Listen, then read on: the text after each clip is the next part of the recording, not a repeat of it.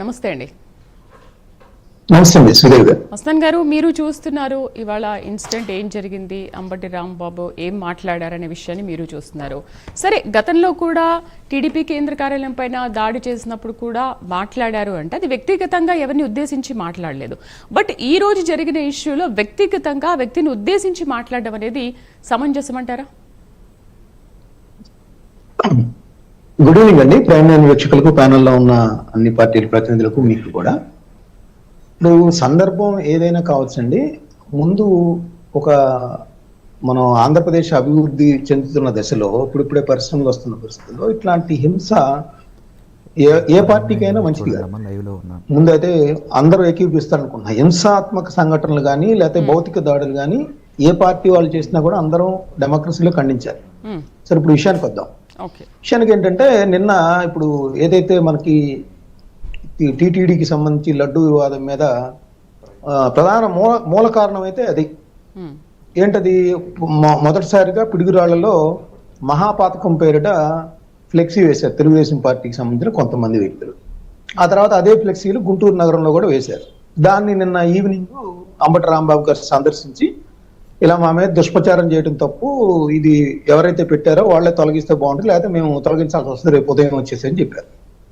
ఆ తర్వాత రాష్ట్ర వ్యాప్త పిలుపులో భాగంగా ఆయన గోరంట్ల వెంకటేశ్వర స్వామి గుడికి వెళ్ళి వస్తున్నప్పుడు అక్కడ ఎక్కడైతే ఫ్లెక్సీ ఉందో ఆ ఫ్లెక్సీ దగ్గర కారు స్లో చేశారు. స్లో చేసిన అప్పటికే తెలుగుదేశం పార్టీ కార్యకర్తలు కొంతమంది ఆ ఫ్లెక్సీకి రక్షణగా కర్రలు చేతబట్టి అక్కడ ఉన్న పరిస్థితి. ఆ పోలీసులు కూడా ముందుగా గమనించి అక్కడ చేరుకొని రాంబాబు గారిని స్లో చేస్తా ఉంటే వెళ్ళిపోమని చెప్పారు. అయితే రాంబాబు గారు అక్కడ ఆవేశాల్లోనయ్యారు. కొంతమంది తెలుగుదేశం కార్యకర్తలు కూడా ఆయన బాయినటి మీద గుద్దిన పరిస్థితి కూడా ఉంది. అయితే అక్కడ పోలీసులు కూడా ఆయన్ని ఇక్కడ వెళ్ళిపోండి సార్, ఇక్కడ సీరియస్ గా ఉంది, ఇక్కడ నుంచి వెళ్ళిపోతేనే బాగుంటుంది అన్న నేపథ్యంలో మీడియా ప్రతినిధులు ఆయన ముందు మైక్ పెట్టడం. ఆ నేపథ్యంలో మీరు ఏదైతే అనుచిత వ్యాఖ్యలు ఉన్నారో చంద్రబాబు నాయుడు గారిని కానీ తెలుగుదేశం పార్టీ కార్యకర్తలను కానీ దూషించిన పరిస్థితి కనపడింది. అయితే ఆ తర్వాత ఏమైందంటే, అంబటి రాంబాబు గారు 4 రియలైజ్ అయ్యి నేను ఆవేశానికి లోనయ్యి అట్లా మాటలు జారాల్సి వచ్చింది, అలా మాట్లాడకుండా ఉంటే బాగుండేది, అలా మాట్లాడటం బట్టి కొంత విచారం వ్యక్తం చేశారు. అయితే అదే సందర్భంలో ఆయన ఏమన్నారంటే, ఒకవేళ దీన్ని అడ్డం పెట్టుకుని నన్ను కనుక అరెస్ట్ చేయాలని ప్రయత్నిస్తే అరెస్ట్ చేసుకోండి, నేను దేనికైనా సిద్ధమే,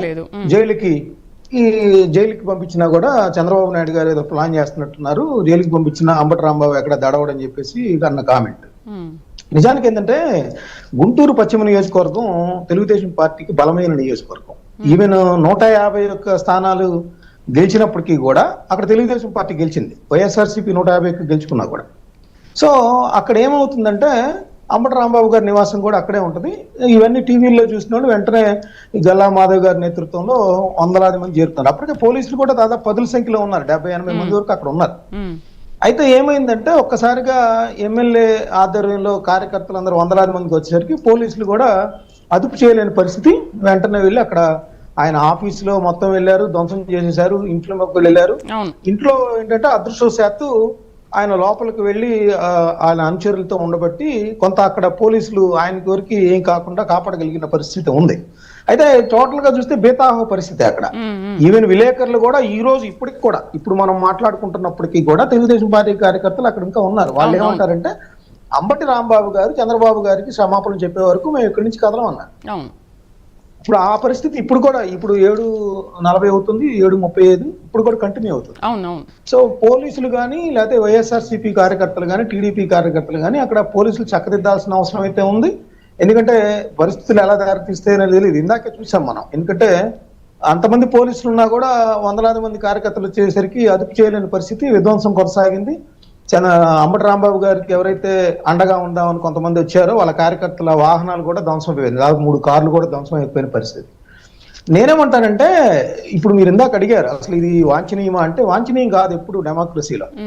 బూతులు తిడతాం అనేది మంచిది కాదు. ఏదైనా పాలసీకి సంబంధించి విధానాలు ఉంటే, లేదా ఆ పార్టీ విధానాలు మంచివి కాదని, వీళ్ళ పార్టీ విధానాలు మంచివి కాదని చెప్పుకోవడంలో తప్పలేదు. దాని మీద ఎంత సీరియస్ గా వెళ్ళొచ్చు, ధర్నాలు చేయొచ్చు, శాంతియుతంగా నిరసనలు చేయొచ్చు, వ్యతిరేకించవచ్చు, బైఠాయించవచ్చు, ప్రజాస్వామ్య పద్ధతిలో ఏదైనా జరగచ్చు. అయితే ఇటీవల కాలంలో గత 10 ఏళ్ల కాలంలో మనం చూసినట్లయితే ఏంటంటే, ఈ బూతుల సంస్కృతి అనేది ఎక్కువైపోయింది. ఆ బూతులు మాట్లాడితే తప్పితే ఏదో ప్రజల్లోకి వెళ్ళదు అనే ఒక దీనికి వచ్చేసినట్టున్నారు. అది దానిలో ఎవరు అతిథులు గారు. అయితే నేను ఒకటి చెప్తానండి, ఈ బూతులు కానీ కించపరచడం కానీ ప్రత్యర్థి పార్టీల నాయకులు ఆ విధంగా చేస్తే ప్రజలు ఊరుకోలేదు. మొన్నే మనం చూసాం. తెలుగు వైఎస్ఆర్ కాంగ్రెస్ పార్టీ ఓటమి చెందడానికి ప్రధానమైన కారణాల్లో కొంతమంది ఇప్పుడు మాజీ మంత్రులుగా ఉన్నవాళ్ళు, అప్పుడు మంత్రులుగా ఉన్నవాళ్ళు మాట్లాడిన భాష కూడా ఒక ప్రధాన కారణం అని వాళ్ళ పార్టీ నాయకులే చెప్తారు. ఈవెన్ అసెంబ్లీలో చంద్రబాబు అసలు ఈ ఎలక్షన్స్ వచ్చినప్పుడు కూడా అదొక కారణం కదా. చంద్రబాబు నాయుడు గారు భార్యని కించపరిచారనేది కూడా ఒక కారణం కదా. ఆయన బయటకు వచ్చేసి అంటే ఈ బూతుల సంస్కృతికి ప్రజలు ఏం చేశారు, ప్రజలు యావగించుకున్నారు.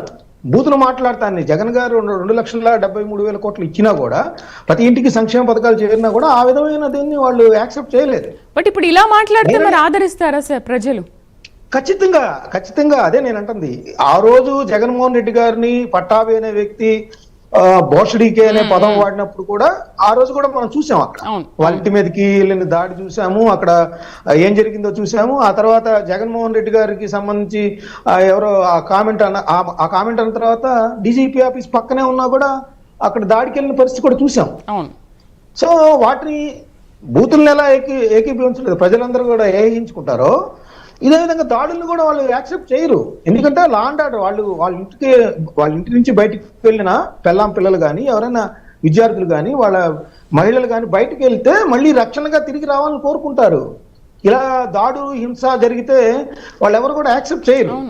నేను అనేది ఏంటంటే తెలుగుదేశం పార్టీ కార్యకర్తలు కూడా డెమోక్రటిక్ గా వెళ్ళి చేస్తే బాగుంటుంది. కానీ ఈ విధంగా దాడులు చేయడం ద్వారా అంటే బూతులు తిడటం అనేది తప్పే, దానిలో ఎటువంటి నేను కూడా దాంతో ఏకీభవించను.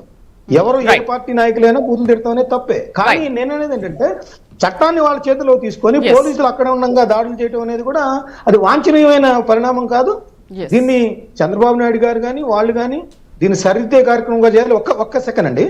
ఇప్పుడు బొత్స సత్యనారాయణ గారు ఆల్రెడీ డీజీపీ గారికి అదేవిధంగా సిఎస్ గారికి ఫోన్ చేసినా కూడా వాళ్ళు లిఫ్ట్ చేయలేదు అంటున్నారు. వాళ్ళు ఏమంటున్నారు, ఇప్పుడు వైవి సుబ్బారెడ్డి గారి ద్వారా కేంద్ర హోంశాఖ మంత్రి హోంశాఖ దృష్టికి తీసుకెళ్దామని చూస్తున్నారు. పైగా ఫ్లెక్సీలు ఈ విధంగా చేయటం వల్ల శాంతి భద్రతల సమస్య ఉత్పన్నం అవుతుంది అంటున్నారు. అంబటి రాంబాబు గారి మీద దాడిని వాళ్ళ మాజీ మంత్రులందరూ కూడా ఒక్కొక్కళ్ళు ఖండిస్తున్న పరిస్థితి. వాళ్ళైతే ఇంకా హత్యా ప్రయత్నంగా కూడా అభివర్ణిస్తా ఉన్నారు. సో ఇవన్నీ కూడా రాష్ట్రానికి మంచిది కాదు. ఖచ్చితంగా దీన్ని ముఖ్యమంత్రి స్థాయిలో ఉన్న వాళ్ళు కానీ, పవన్ కళ్యాణ్ గారు కానీ, లోకేష్ గారు కానీ, జగన్మోహన్ రెడ్డి గారు కానీ అందరూ కూర్చొని దీనికి ఒక సొల్యూషన్ చూసుకోవాలి. కానీ దీన్ని ఇదే విధంగా మాట్లాడుకుంటూ ఒకళ్ళ పార్టీలకు ఒకళ్ళు రెచ్చగొట్టుకుంటా ఉంటే ప్రజలకి కానీ రాష్ట్రానికి కానీ ఏమాత్రం వాంఛనీయం కాదని నేను చెప్తాను. రైట్ రెడ్డి గారు, మరి ఏంటి ఇప్పుడు వాళ్ళు తిట్టారు, ఓకే,